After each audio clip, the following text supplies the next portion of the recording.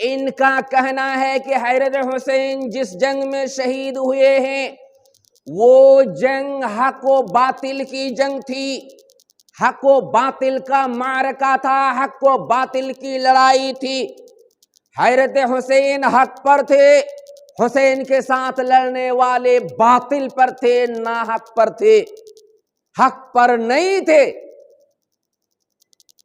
اس وجہ سے حضرت حسین کو ان باطل پرستوں نے، یعنی حسین کو شہید کرنے والوں نے، ظالموں نے بے دردی سے شہید کیا، مظلومانہ شہید کیے گئے حضرت حسین اس جنگ میں، یعنی میدان کربلا میں۔ لیکن کیا یہ بات صحیح ہے؟ کیا محققین، محدثین، علماء، اہل حق اس بات کو تسلیم کر لیں گے؟ دلائل کی روشنی میں جب آئیں گے معلوم ہوگا یہ حق و باطل کی جنگ نہیں تھی۔ اگر حق و باطل کی جنگ ہوتی، بے شمار صحابہ کرام اس زمانے میں موجود تھے، حضرت حسین کے ساتھ ہوتے۔ اس جنگ میں صرف حضرت حسین اور ان کے پریوار کے لوگ تھے۔ حق و باطل کی جنگ ہو، اسلام اور غیر اسلام کے درمیان جنگ ہو، اسلام اور غیر مسلم کے درمیان جنگ ہو، اور صحابہ اکرام خاموش رہے، ایسا کبھی نہیں ہو سکتا۔ تمام تاریخ کی کتابیں آپ پڑھیں گے، جتنی بھی تاریخ کی کتابیں آپ پڑھیں گے، آپ کو معلوم ہوگا کہ جس جنگ میں حضرت حسین رضی اللہ عنہ شہید ہوئے، جب اس جنگ کے لیے حضرت حسین جا رہے تھے، ان کے کہنے کے مطابق میں جنگ کہہ رہا ہوں، ورنہ جا رہے تھے خلافت کے لیے، جب جا رہے تھے بے شمار صحابہ اکرام نے روکا، آپ مت جائیے۔ کیا صحابہ اکرام جنگ کرنے سے روکیں گے؟ نہ جنگ میں ساتھ دیں گے۔ اگر دشمن سے جنگ ہو، صحابہ اکرام بھاگ نہیں سکتے، صحابہ اکرام پیچھے نہیں رہ سکتے۔ مگر جب حضرت حسین جا رہے تھے، حضرت عبداللہ بن عباس نے روکا، حضرت ابو سعید خدری نے روکا، حضرت عبداللہ بن عمر نے روکا، حضرت عبداللہ بن زبیر نے روکا، حضرت جابر بن عبداللہ نے روکا، حضرت ابو دردہ نے روکا، حضرت ابو واقد لیثی نے روکا، حضرت حسین کے بھائی خود محمد بن الحنفیہ نے روکا۔ یہ لوگ جو ہمیشہ اسلام کی سربلندی کے لیے اپنی جان قربان کر دی، یہ حضرت حسین کو جنگ کے لیے روکیں گے کہ آپ مت جائیے؟ بلکہ کہیں گے چلیے۔ مگر انہوں نے روکا، ان کی بات حضرت حسین نہیں مانے، نکل گئے۔ دوسری بات، حضرت حسین حق و باطل کے درمیان جنگ کرنے کے لیے جا رہے تھے، جیسا کہ ہمارے شیعہ حضرات بھائی کہہ رہے ہیں۔ تو جنگ کے لیے جانے والے آدمی راستے میں ارادہ نہیں بدلتے۔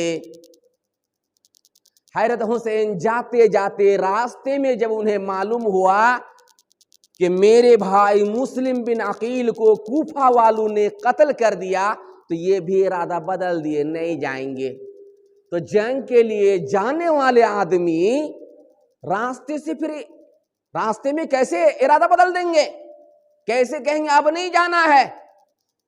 دیکھیں جن کو دیکھنا ہے، تاریخ الطبری جلد نمبر 4 صفحہ نمبر 292 میں محمد بن جریر طبری رحمہ اللہ لکھتے ہیں کہ جب حضرت حسین کو معلوم ہوا کہ کوفہ والوں نے مسلم بن عقیل کو، یہ مسلم بن عقیل کون ہے؟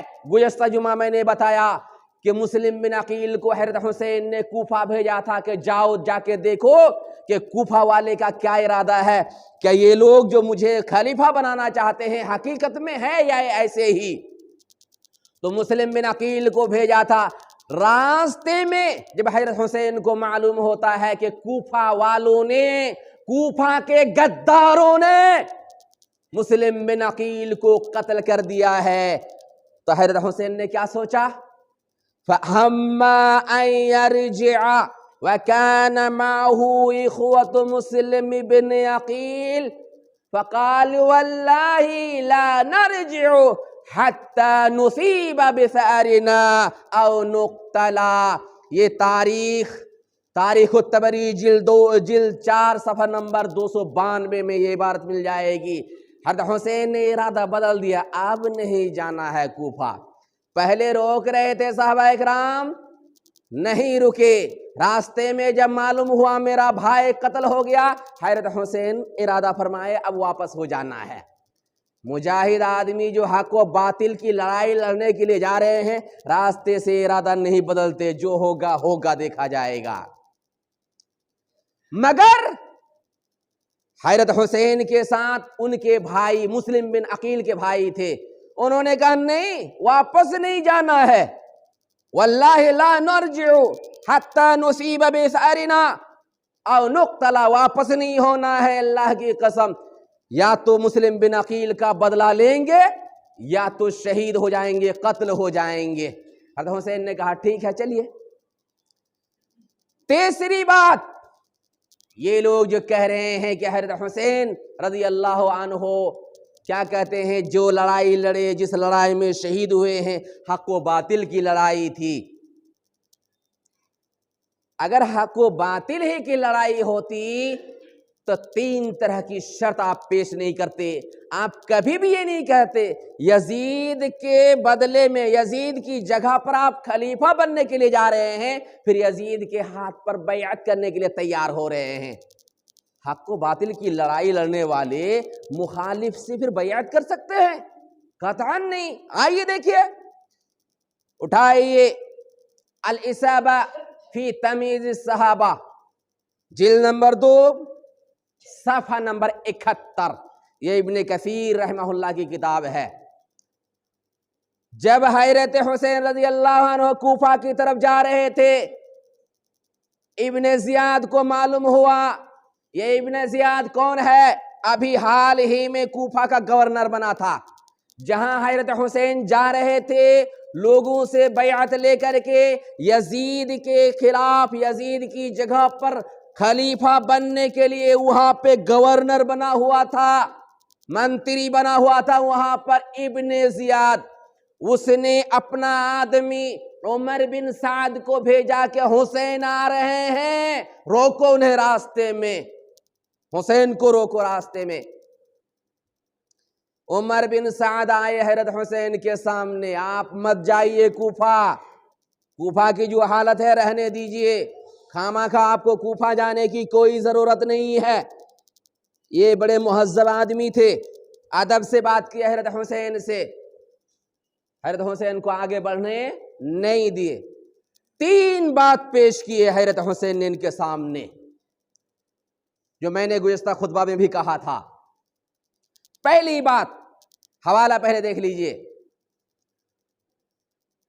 الاصابہ فی تمیز الصحابہ، جلد نمبر 2 صفحہ نمبر 71۔